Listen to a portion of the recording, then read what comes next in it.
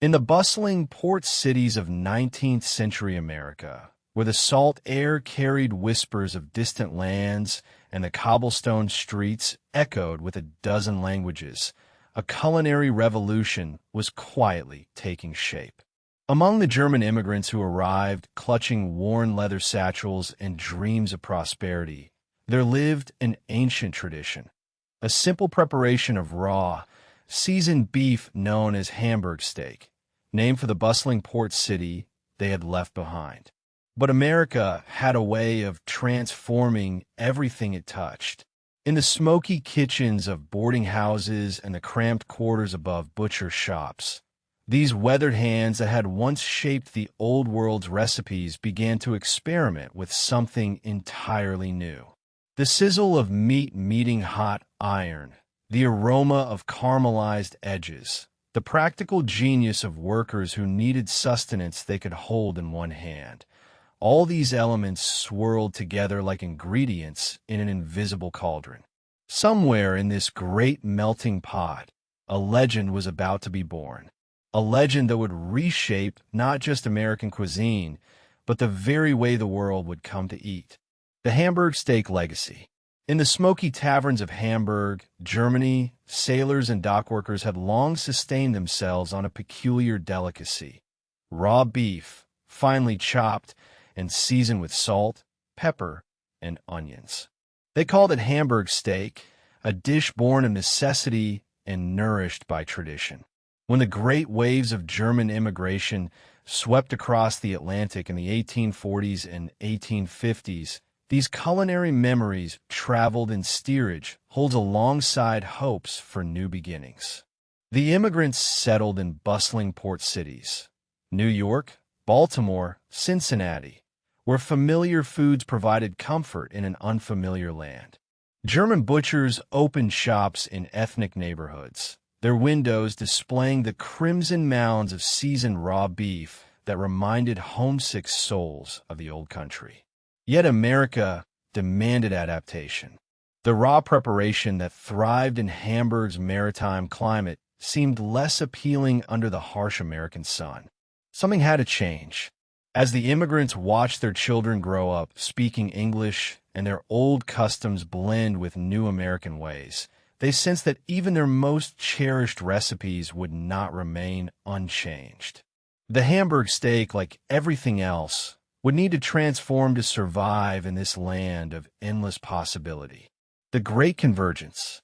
The 1880s brought a fever of invention to America's bustling streets. In the smoky chaos of industrial cities, working men demanded food that could be eaten with one hand while the other remained free for labor.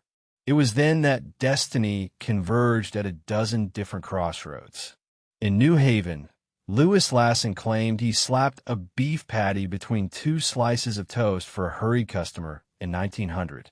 Meanwhile, in Hamburg, New York, the Menches brothers swore they had run out of sausage at the Erie County Fair in 1885 and substituted ground beef instead. Charlie Negreen of Seymour, Wisconsin, told a different tale entirely, of flattening a meatball and serving it between bread slices so fairgoers could walk and eat simultaneously. Each man's story burned with the intensity of religious conviction. Lunch cart operators squared off like dueling gunfighters, their spatulas weapons in an undeclared war for immortality.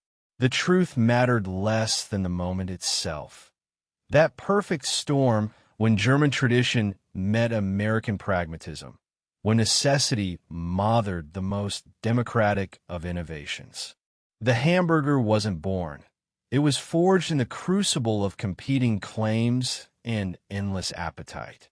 The people's sandwich. What began as a desperate innovation born from necessity would soon become America's greatest culinary export. In the decades following those first contested claims, the hamburger shed its humble origins and ascended to mythic status. From the chrome-gleaming diners of the 1920s to the neon-lit drive-ins of the 1950s, this people's sandwich became the beating heart of American food culture. The genius lay not in its complexity, but in its beautiful simplicity. Here was a meal that transcended class, race, and region. A democratic dish that could be enjoyed by factory workers on lunch breaks and families on Sunday outings alike. The hamburger spoke a universal language of satisfaction, requiring no etiquette lessons or special utensils. Then came the revolution that would change everything. The golden arches, the assembly lines, the promise of identical perfection from coast to coast. What those immigrant inventors could never have imagined was that their practical solution would become America's ambassador to the world, carried by franchise empires to every corner of the globe. The hamburger had evolved from mere sustenance to cultural phenomenon, proving that sometimes the most profound innovations emerge from the simplest human needs. The revelation. And so the truth emerges from the mists of culinary history. The hamburger was never born from a single moment of inspiration, but from the collective genius of a nation in motion.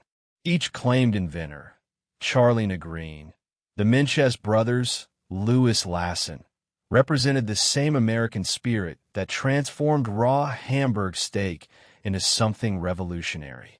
They were not competitors, but collaborators across time and space, each responding to the same fundamental need, to feed the working hands that built America. The hamburger's true origin lies not in any one kitchen or county fair, but in the democratic principle that great food should be accessible to all.